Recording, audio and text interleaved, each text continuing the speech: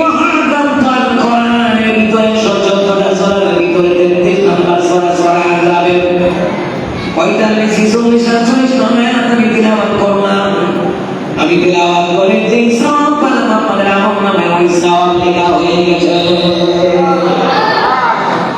নবী সাল্লাল্লাহু আলাইহি ওয়াসাল্লাম বলেন ওয়া আন আবি উমামা রাদিয়াল্লাহু তাআলা আনহু قال سمعت رسول الله صلى الله عليه وسلم يقول القرآن فإنه يأتي يوم القيامة شفيعا لأصحابه أو كما قال عليه الصلاة والسلام. هل تعلم ما بين আমি নবী করিম সাল্লাল্লাহু আলাইহি ওয়াসাল্লামের জবাব বানাও থেকে আমি শুনেছি পয়গম্বর আরবি বলেন তোমরা কোরআন তেলাওয়াত করো রে, তোমরা কোরআন শোনো, কোরআন পড়ো, কোরআন বুঝো, কেননা কিয়ামতের ময়দানে এই কোরআন তোমাদেরকে সুপারিশ করিয়া আল্লাহর তৈরি জান্নাতের মধ্যে নিয়ে যাবে। এই কামরুলবাসী এখানে কোনো কাছে কোরআন পড়তে পারি না, এই দীক্ষার জন্য বড় মায়া লাগে, মাদ্রাসার জন্য বড় মায়া লাগে, মসজিদের জন্য বড় মায়া লাগে। দিনব্যাপী কাজ আমাদের ময়দানে এই মসজিদ মাদ্রাসার জন্য দীক্ষার জন্য দান সদকা করে সবসময় পাশে থাকে, সম্মান দিয়ে পাশে থাকে। আমাদের ময়দানে আরো শাহাদিদের ছায়া ছায়া কোনো ছায়া থাকবে না, ওদেরকে আরো শাহাদিদের ছায়া নিচে জায়গা দেওয়া হবে। এমনকি এই মসজিদ মাদ্রাসা করে আমাদের ময়দানে এদের সবানা বলে দিবে, ওই জবানের দ্বারা আপনাকে জান্নাতে নেওয়ার জন্য আল্লাহর দরবারে সুপারিশ করবে। আল্লাহ রাব্বুল আলামিন কোরআনে বলেন ওয়ালিল্লাহি মুলকুস সামাওয়াতি ওয়াল আরদি ওয়াল্লাহু আলা কুল্লি শাইইন কাদির। আল্লাহ তাআলা বলেন আসমান এবং জমিনের বাদশাহী আমার, মুলকিয়াত আমার। আমি আল্লাহ তাআলা সর্ববিশেষ ক্ষমতার অধিকারী। আমি আল্লাহ কিয়ামতের ময়দানে মসজিদকে ক্ষমতা দিব কথা বলো, মাদ্রাসাকে ক্ষমতা দিব কথা বলো, কোরআনকে ক্ষমতা দিব কথা বলো।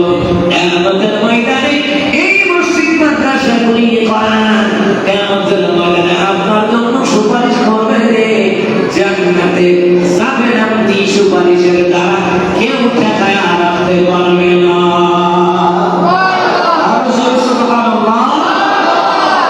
দুনিয়ার জমিনে কত মানুষ চিৎকার দিত, মসজিদের কমিটি যারা, মাদ্রাসার কমিটি যারা, এই কাজগুলি যারা করে অত্যন্ত পরিশ্রম করে, পিছনে তাদের সুদখোর, ঘুষখোর, দুর্নীতিবাজ, দোকানে বসে বসে তাই হাতে বিড়ি খাই আমাদের সারা কয় এই কমিটি লোক কি বলে না, মসজিদে দেওয়া খায়, পাথরে দেওয়া খায়, আসলে মিথ্যা কথা। এদের বাপ মারার একজনকে বাপ মার মনে করে,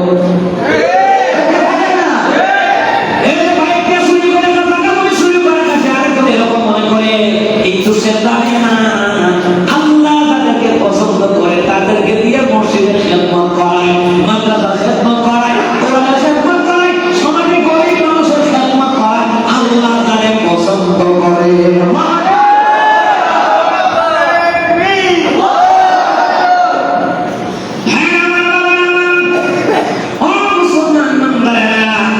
এই সূরা আযাবের ৪৫ নম্বর আয়াতে আল্লাহ তাআলা তার হাবিবুল্লাহকে বললেন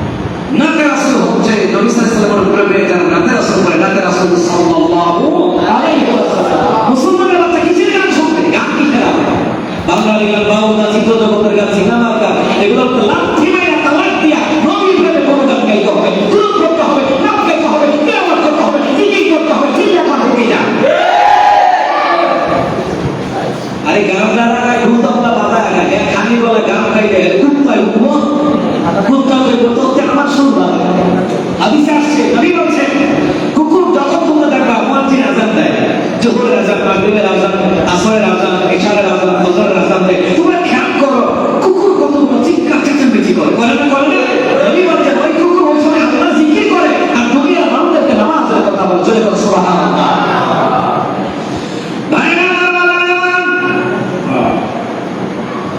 গজল গাইতে তো আমার একটা হচ্ছে এর ভিতরে 350 গজল আছে গাইতে আলহামদুলিল্লাহ।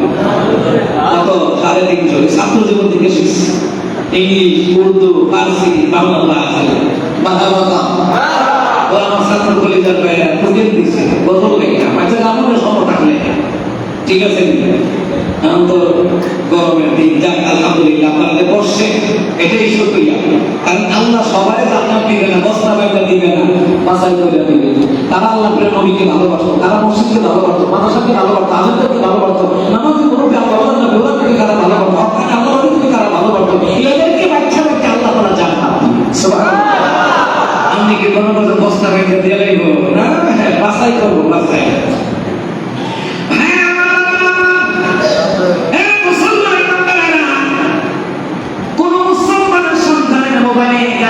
থাকতে পারে না থাকবে বারান্দা থাকবে নবী রাসূল সাল্লাল্লাহু আলাইহি সাল্লাম থাকবে আপনি বাড়িতে কথা বলেন ঠিক না যাই হোক বাড়িরা সূরা হাজাবের 33 নম্বর সূরা 45 নম্বর আয়াতের অর্থ ব্যাখ্যা বিশ্লেষণ হলো আল্লাহ তাআলা তার হাবিবকে দুনিয়ার জমিনে পাঠিয়েছেন এক নাম্বার সাংবাদিকতা হিসাবে দ্বিতীয় নাম্বার সুসংবাদদাতা হিসাবে তৃতীয় নাম্বার সতর্ককারী হিসাবে মানুষকে সতর্ক করাই বই এই কাজ করো না ওই কাজ করো না আলেমদেরও দায়িত্ব জাতিকে সতর্ক করাবে আপনি মানেন আর না মানেন কথা না হুজুর যখন সুন্নতের বিরুদ্ধে কয় তোমরা কিবাদের বিরুদ্ধে কয় তখন কয় হুজুর তো এই দলে যে এই দলে কি যারা হক কথা বলে তারা আল্লাহ রাসূলের দলে করতে লাগে হ্যাঁ হুজুর এই দলে হুজুর তো বাবা হুজুর তো এই দলে এই তো কি আল্লাহ নবী কয় আল্লাহ কয় ইয়া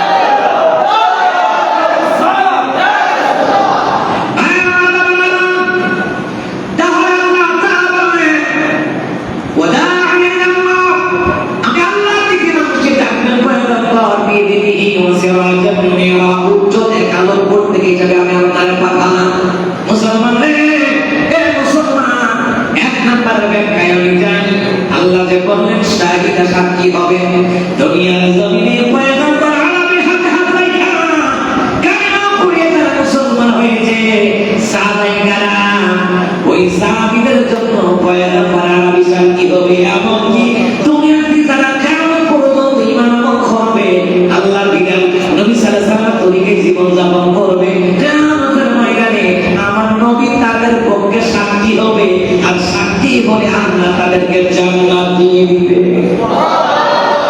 নবী হবে শাহিদা সাক্ষী হয়ে যাবেন কিয়ামতের ময়দানে আম্মা আয়েশা রাদিয়াল্লাহু তাআলা আনহা তিনি প্রশ্ন করলেন পয়গম্বর কিয়ামতের ময়দানে আপনি সাক্ষী হবেন কিয়ামতের ময়দানে আপনি সুপারিশ করবেন নবী গো আপনি আপনার উম্মতদেরকে কিভাবে চিনবেন গো পয়গম্বর আচ্ছা আমি চিনলে সাক্ষী দিতাম অপরাধী হোক আর নির্দোষ হোক চিনলেই তো বলতে পারবো ওই যে আব্দুল করিম মিয়া খুবটা দিছে ও ঠিক না কর আব্দুল রহিম মিয়া তার সিদ্ধি কইরা আপনি বিপদের হাসপাতাল হয়ে গেছে খারাপ করো ভালো করো দেখলে না সাক্ষী চিনলে না সাক্ষী দিতাম ঠিক না কর আম্মা আয়েশা সিদ্দিকা রাদিয়াল্লাহু তাআলা তিনি বলেন পয়গম্বর কিয়ামতের ময়দানে এক কথা পূর্ণ করছেন বিখানের পয়গম্বর থাকবেন কাদের উম্মতারা থাকবেন নবী গো আপনার উম্মতদেরকে আপনি কিভাবে চিনবেন চিনবেন না সাক্ষী দিবেন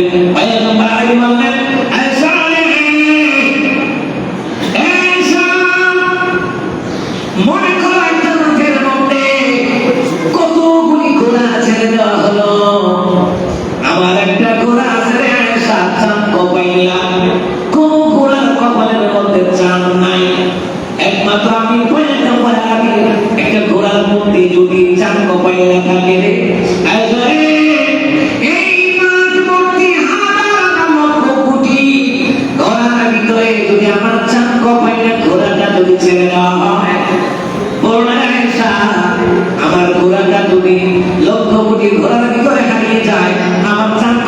গোড়াটা কইজা পাইতে সমস্যা হবে নি?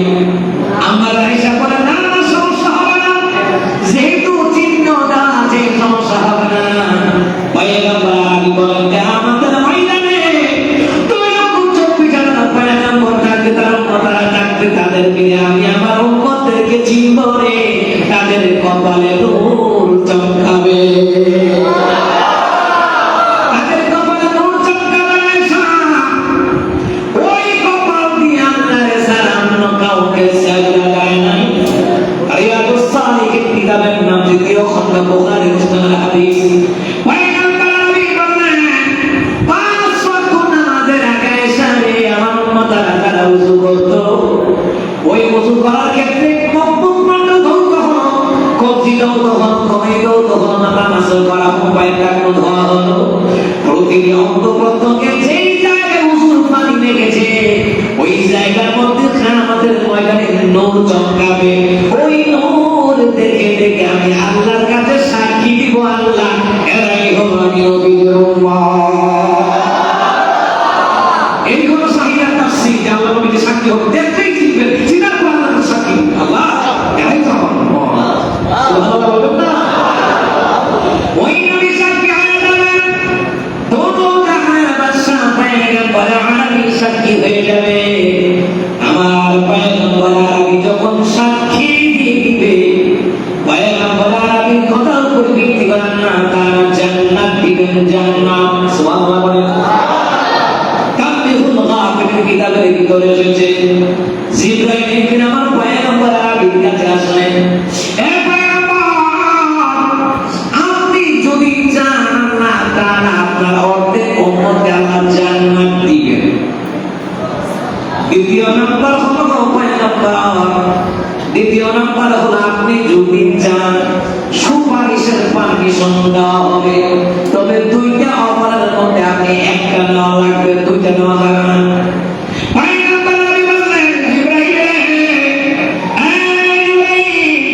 আমি অর্ধেক উম্মত জান্নাতে চাই না, আমি নবী সুপারিশ করে পরে যদি জান্নাতে নিয়ে যাওয়ার জন্য যদি আল্লাহর কাছে সুপারিশ করি, তাহলে আমি বেশি উম্মতকে জান্নাতে নিতে পারবো।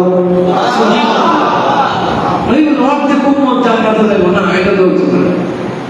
এছাড়া আমি ওই অফারটা গ্রহণ করি যে আমি কি করব, সুপারিশ করব। তো সুপারিশ করলে যার মধ্যে সাররা পরিমাণ থাকবে তার ব্যাপারও আমার নবী সুপারিশ করিয়া জান্নাতে নিয়ে যাওয়ার ব্যবস্থা করে দিতে পারবে। করে সুবহানাল্লাহ। আমি তো জানি না পাবো কি পাবো না, আল্লাহ তোমার দেয়া সেরা জান্নাত। আমি শুধু জানি নরকের অগ্নি সইতে পারবো না কোনদিন রাত।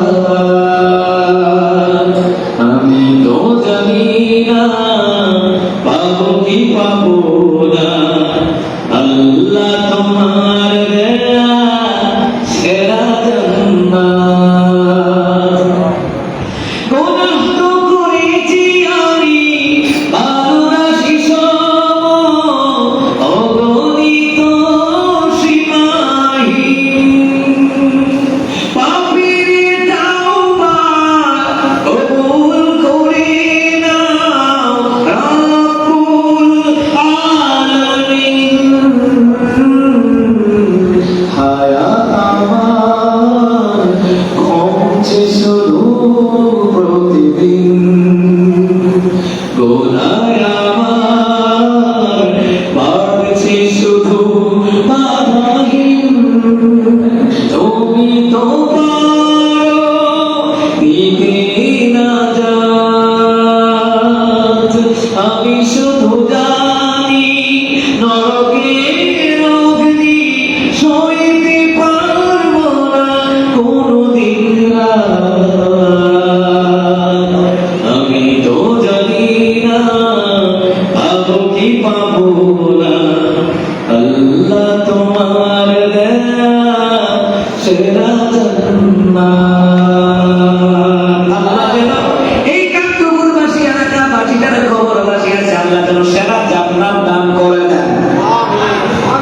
বুঝেন না আল্লাহ আমরাও মরার পরে আল্লাহ তাআলা আমাদেরকে সেরা জান্নাত দান করে আমরা তো জানি না জান্নাত পাবো কি পাবো না নবী বললেন বুখারী মুসলিমের হাদিস তাফসীর কালাম 14 নম্বর খণ্ডে নবী বললেন আবু হুরায়রা জান্নাত পাবে কি পাবে না তুমি জেনে রাখো ওই জান্নাতের জন্য দোয়া করো যে জান্নাতুল ফেরদাউস ওই ফেরদাউসের জান্নাতের ভিতরে আমি রাসূল নিজে থাকবো জান্নাত চাইবে দামি জান্নাত চাইবে জান্নাতুল ফেরদাউস চাইবে কবর পাশের জন্য দোয়া করবেন জান্নাতুল ফেরদাউসের জন্য দোয়া করবেন আপনি আমি বানাতে যাব ঈমান আমল নিয়ে বলবেন আল্লাহ সেরা জান্নাত দিও তোমার হাবিবুল্লাহ যে জান্নাতে থাকবে আমি যেন ওই জান্নাতে থাকতে পারি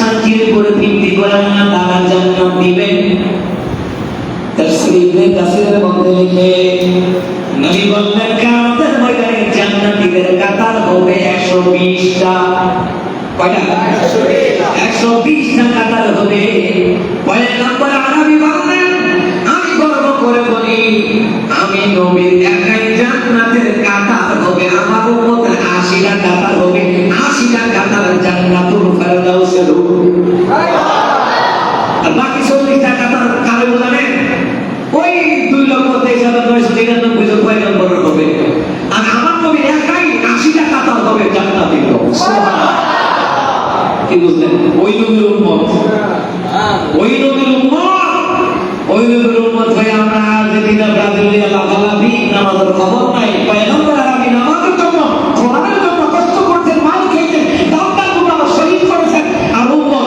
ইহুদি নাসারাল্লাহ কথা ঠিক কথা তো ঠিক খেলা শুরু হইলে তখন হয় ব্যাধি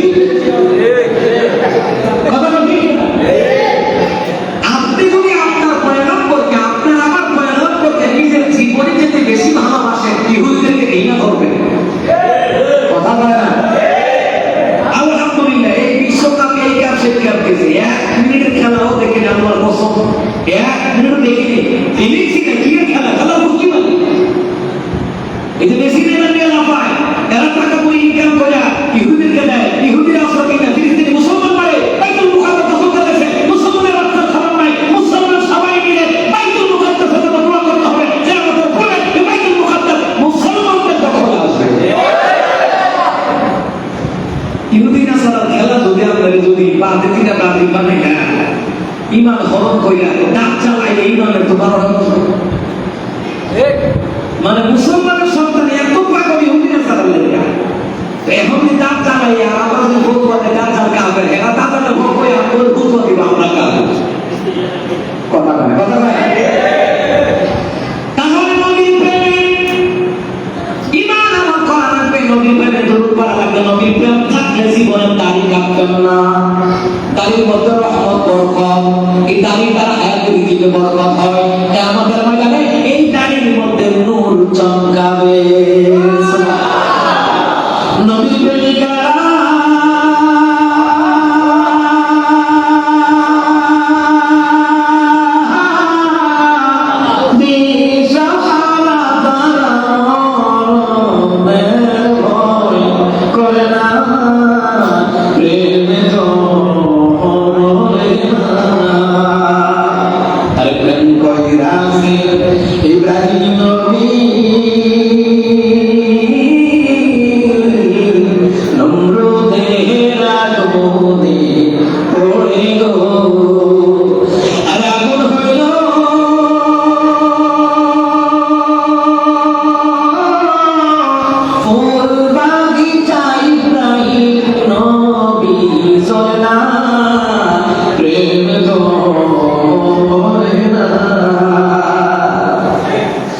নবী প্রেমিকেরা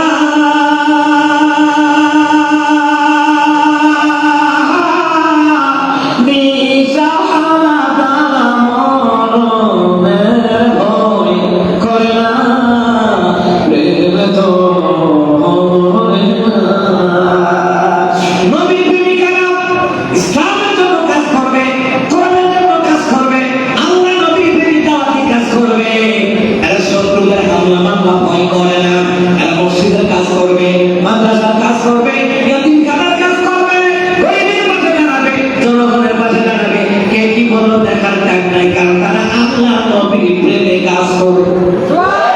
কথা বলেন ঠিক কিনা?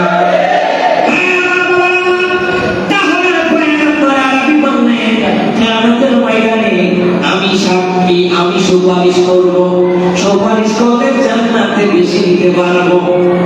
আর আল্লাহ অর্ধেক দিলে আমার পোষাইতো না। আল্লাহ যদি অর্ধেক দেয় এটা আমার পোষাইতো না। আমি চাই জিবরাইল আল্লাহকে বলে দিও, আমি চাই জিবরাইল আমি উম্মতের ব্যাপারে সুপারিশ করব। তো সুপারিশ করলে যেখানে 50 ভাগ হওয়ার কথা এখানে মোটামুটি 90-99% জান্নাতে নিয়ে যেতে পারবো। সুবহানাল্লাহ। আমার পয়গম্বর আর উম্মতের লেগে কাঁদতে মদিনায় শুয়ে শুয়ে, আর আমরা নামাজের খবরে দোকানে বই গুনাহ এইয়া মোবাইল একটা খুললা সপ্তাহ মোবাইল করছে, বাইক করে সাইকেল খেলতেছে। এই আমার সময় দেখলাম মুসলমানের সন্তান এর আবার সফলতা চিন্তা করতেছে। আল্লাহ নবীর খুললা দিয়ে তুমি সফলতা বানাও, সফলতা করতে পারবে। কথা কথা কি না? আল্লাহ রাসূলের খুললা দিয়ে তুমি সফলতা নিয়ে হাত পাইতেছো, কাম করো না। আল্লাহ নবীর প্রেমে হাবুডুবু খাও, কাজ করো, রিজিকে কামাই দিতে আল্লাহ বরকত বাড়ায় দিলে। কথা বলা ঠিক না? সবকা বলতে সবকা নেই। আর কি রহমান এমন হুজুর রাখলে রাখে কত কথা কইব না নাজে রাখাই। আর এলিজিবল কি আছে? নাজে রাখাই এলিজিবল কি আছে? শয়তান দিয়ে খালে খাওয়া। ওলামাই বেরামার ব্যাপারে হকারে বীর মাশাআল্লাহ ওদের ব্যাপারে আমল পাকা করে কথা বলা যাবে না। আমল উঁচু করে কথা বলা যাবে না। কথা বলা ঠিক কি না? আমি দেখতে বলি আওলাদ, আমি আড়াইবার ইসলামের সাথে কামনাতে পড়ছি, হযরত ইয়াকিন বিন রাহমাতুল্লাহ আলাইহি মাদ্রাসায় পড়ছি, আল্লাহ ওলিদের মাদ্রাসায় পড়ছি। অনেকে মনে করে আমি কিছু ভণ্ড করে বলি, তারা গান্দা মদ খাইয়া না এদেরকে দোলাই করি, যারা হক্কানি আল্লাহ ওলি এদেরকে আমরা ভালোবাসি। ঠিক কিনা বলে? মৌলিক নাম নিয়ে গান্দা মদ খাইবা তোমার আমি খাইয়ে দেবো।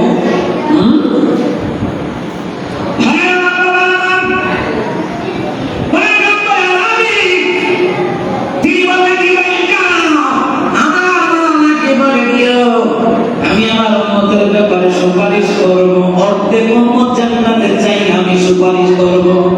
এমনি সাহাবীরা দৌড়াইয়া পয়গম্বর আরবের কাছে আসছে, আমি হবে একটা দলের জন্য সুপারিশ করবো না যারা আমার আল্লাহর ছাড়া অন্য কাউকে সেজদা দিছে, এদের জন্য আমি সুপারিশ করবো না। যারা শিরক করেছে এদের ব্যাপারে আমি সুপারিশ করবো না। রাসূল সাল্লাল্লাহু আলাইহি ওয়াসাল্লাম বলে দিয়েছেন। আল্লাহ তাআলা বলেন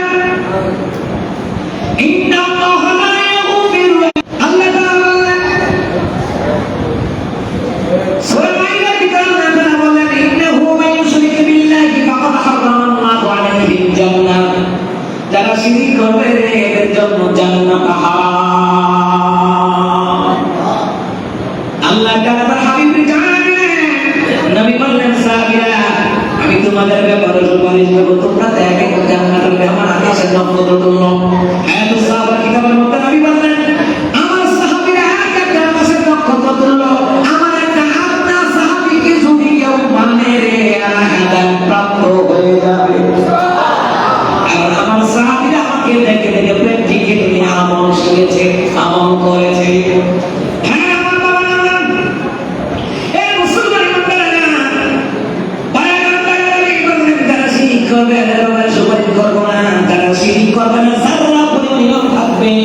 আমি রাসূল সুপারিশ করব, বলে বলেন সুবহানাল্লাহ। আরেকটা ঘটনা শোনাই, নবী বলেন একদল লোকদেরকে জাহান্নামের দিকে নিয়ে যাওয়া হবে। আমার কাছে দাও, আমি কুদরতি নয়ন ভরে আমি দেখব, আল্লাহ তাআলা দেখব, আমরা দেখব। আল্লাহ তাআলা দেখবে হ্যাঁ বান্দা বেশি বেশি গুনাহ করেছিল, এই বান্দা গুনাহ করেছে কিন্তু শিরক গুনাহ করে নাই। আল্লাহকে বলে তাই বান্দাগুলোকে জান্নাতে নিয়ে যাও। ওয়াসিকাল্লাযীনা তাকাউ রাব্বাহুম ইলাল জান্নাতি যুমারা, এদেরকে দলে দলে জান্নাতের দিকে নিয়ে যাও। আল্লাহ কোরআনে বলেন যখন জান্নাতীদেরকে দলে দলে হাঁটায় হাঁটায় জান্নাতীদেরকে নিয়ে যাওয়া হবে জান্নাতের দিকে, জান্নাতে নিব, এদের গুনাহ পাল্লা ভারী নাকি পাল্লা হালকা, আল্লাহ ঠিক আছে আমি তাদের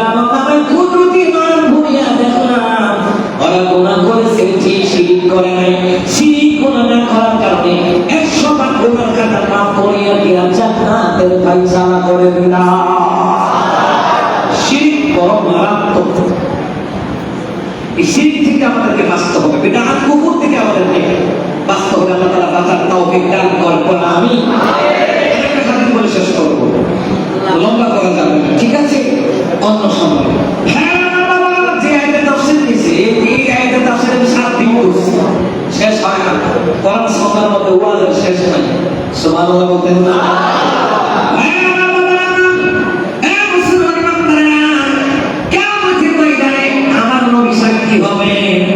আমরা যারা উম্মত আছি, আমরা আরেক নবীর উম্মতের সাক্ষী হব।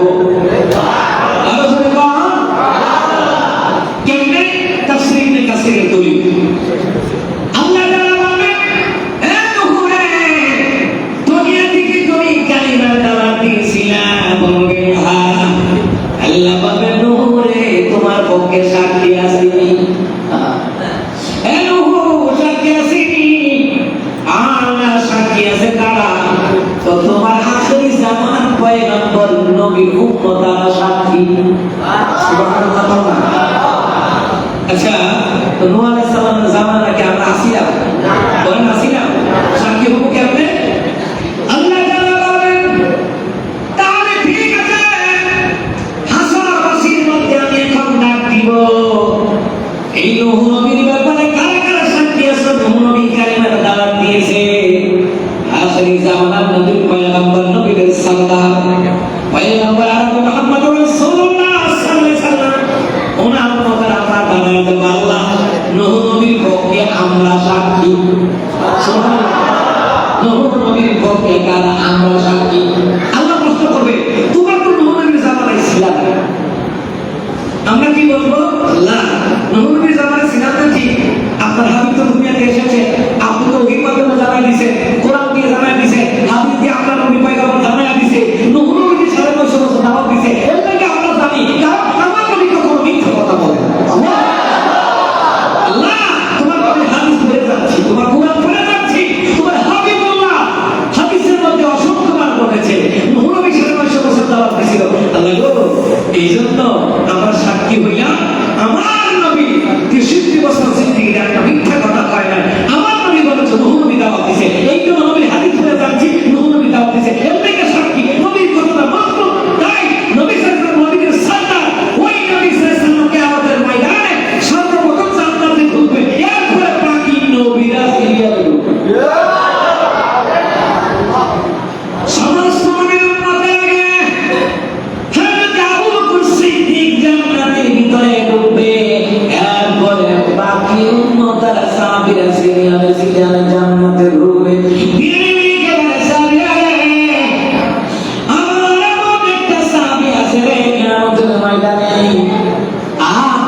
জান্নাতের দরজা দিয়ে ডাক আসবে, হে মহান অতিথি, আমার দিক দিয়ে জান্নাতে ঢুকে 8টা জান্নাতের দরজা দিয়ে ডাক আসবে। সাহাবীরা রে, জান্নাতীকে সাহাবীরা আল্লাহু রাসূলুল্লাহ, আল্লাহ আপনার রাসূল ভালো জানে। নবী বলেন, ওই সাহাবীর নাম হলো আমার হিজরতের সাথী, জান্নাতের সাথী হযরত আবু বকর সিদ্দিক। আপনার জান্নাতের দরজা দিয়ে ডাক আসবে, আমার দিক দিয়ে আইলেন, আমার দিক দিয়ে আইলেন। সুবহানাল্লাহ। সর্বপ্রথম উম্মতের মধ্যে হযরত আবু বকর সিদ্দিক জান্নাতে ঢুকবে, এরপর বাকিরা সিরিয়ালে জান্নাতে ঢুকবে, ঢোকার পরে এরপর বাকি নবীর উম্মতরা সিরিয়াল পাবে। সুবহানাল্লাহ। কেমন নবীর সরদার, কেমন নবীর উম্মত হলাম আমরা। ওই নবীর রোজায় যাইতে মন চায় না, নবীর রোজায় যাইতে মন চায় না, তারা কাছে বারবার যাইতে মন চায়, বারবার দেখা দাও রাসূলুল্লাহ, তুমি কাঁদে আশিক তোমার, আছো শুয়ে মদিনায় তুমি, দেখা দাও রওজা তোমার, রাসূলুল্লাহ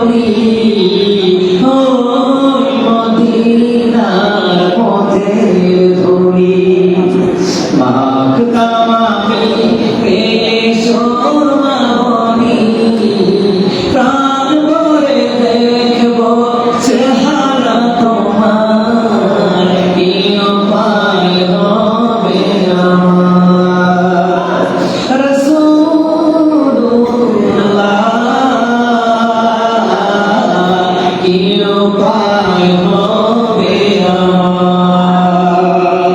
রাসূলুল্লাহ, কি উপায় হবে আমার। কিয়ামতের ময়দানে আমার রাসূল যদি মুখ ফিরায় নেয় কোনো উপায় থাকবে না। আর আমার পয়গম্বর আরবি যদি তাকাইয়া যদি বলে আল্লাহ এরা আমার উম্মত, আল্লাহ গো এদেরকে মাফ করে দাও, জান্নাত দান করে দাও। আমার নবী যখন সাক্ষী দিবে আল্লাহ তাআলা জান্নাতের ফয়সালা তৎক্ষণাৎ আল্লাহ করে দিবে। হ্যাঁ আমার বাবারা, শাহীদের তাফসীর হলো পয়গম্বর আরবি কিয়ামতের ময়দানে সাক্ষী হবেন। নবী বলবেন আমি হাসরের ময়দানে আদম আলাইহিস সালাম জান্নাতুল ফেরদাউসের প্রথম গেটিয়া কে জান্নাতুল ফেরদাউসের প্রথম রিদওয়ান ফেরেশতা, যেই ফেরেশতার ডান হাত থেকে বাম হাতে যাইতে 500 বছরের রাস্তা। আচ্ছা বাইরে যেমন দারুণ এমন তৈরি না তো জান্নাতুল ফেরদাউস যেমন দারুণ না তো তেমন আমি ফেলা দিকে যেমন শুরু কইরা দুনিয়ার গেটে যায় দুনিয়ার আরেকটা দরজা আছে না, হ্যাঁ একটা ঠেলা দিকে দেবো না। এই রিদওয়ান ফেরেশতা তাফসীর ইবনে কাসিরের মধ্যে এবং তাফসীর মুনসুর কিতাবের মধ্যে লেখে কয়েকটা ফেরেশতার কত শক্তি জানো? গোটা দুনিয়ার মানুষের যত শক্তি একটা ফেরেশতার এত শক্তি। সত্যি মিলে খেলাটা জান্নাত বলতে না আমি তো ওই রিদওয়ান ফেরেশতা বলে আনা আদম সফিউল্লাহ, ও কেন আসছে নিবাদা কেন আসছে? তাই জান্নাতের ভিতরে ঢুকবো না না, আপনি আদম নবীর জন্য জান্নাতের দরজা খোলার পারমিশন নাই। পয়গম্বর আরবির কাছে জান্নাতের চাবি, ওই পয়গম্বর আরবি এসে প্রথম জান্নাতে ঢুকবে, তারপরে বাকি নবীরা জান্নাতে ঢোকার সিরিয়াল পাবে। সুবহানাল্লাহ। হ্যাঁ সেই নবীর কোনো তুলনা নাই। সুবহানাল্লাহ বলবেন না? পৃথিবীতে যাহার কোনো হয় না তুলনা, আকাশ বাতাস চন্দ্র সবই যার নামে দিওয়ানা, যদি যাও গো সবই আরে ভুলো না, তিনি আমার কামলিওয়ালা শাহী মদিনা, তিনি আমার কামলিওয়ালা শাহী মদিনা, শাহী মদিনা, যার ইশারাতে চন্দ্র দ্বিখণ্ডিত, পরশে আধার ভুবন আলোকিত, যাকে পেতে তার বাসনা, তিনি আমার কামলিওয়ালা শাহী মদিনা, তিনি আমার কামলিওয়ালা শাহী মদিনা, পৃথিবীতে যাহার কোনো হয় না তুলনা, আকাশ বাতাস চন্দ্র সবই যার নামে দেওয়ানা, যদি যাও গো সবই তারে ভুলো না, যিনি আমার কামলিওয়ালা শাহী মদিনা, যিনি আমার কামলিওয়ালা শাহী মদিনা, যিনি আমার কামলিওয়ালা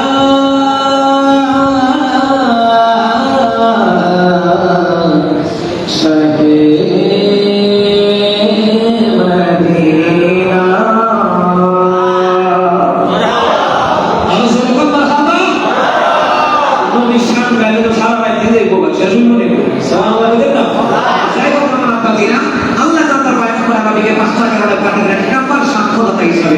দ্বিতীয় নম্বর সুসংবাদদাতা হিসেবে, সুসংবাদ কি? তিনি জান্নাতের সুসংবাদ দিয়ে গেছেন গোটা দুনিয়ার মানব জাতি।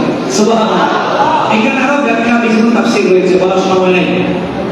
3 নাম্বার ওয়ানাদিরা সতর্ক করিয়েছে, খারাপ খায়ো না, সুদ খায়ো না, ভাই ভাই রহম করো না, পাড়া প্রতিবেশী হিন্দু হোক না বাগা বাইনা খায়ো না, রাস্তাঘাট দেওয়ার ক্ষেত্রে রাস্তা প্রশস্ত করে দিবা, চিকা দিয়ে একতলা বার দিয়ে বেড়া দিও না। আমাদের জানা আহারে একতলা বার দিয়ে বেড়া দেয়, কে যাতে না আইতে নবী বলতে রাস্তা প্রশস্ত করে দিবা, তাহলে আল্লাহ তোমাকে এই রাস্তাটা জান্নাতে নেওয়ার জন্য আল্লাহর কাছে সুপারিশ করবে। আমি বাড়ি করছি ঢাকায় চামড়া বাজারের এলাকায়, রাস্তা দিয়ে দিছি, রাস্তা 12 ফুট, আমি জায়গা রাখছি 18 ফুট, মানুষে হাঁটবে, বাড়ির সামনে উজু করার জায়গা রাখছি, মানুষে যাবে, হাত মুখ ধুইবে, উজু করে মসজিদে যাইব, আমি কই রকম করে থাকলেও সওয়াব কবর সওয়াব সওয়াব দেওয়া বন্ধ হইতো না, সওয়াব করতেই থাকবে। সুবহানাল্লাহ। এটা আপনার কাছে জানেন নেই, মহিলা নৌকা জায়গা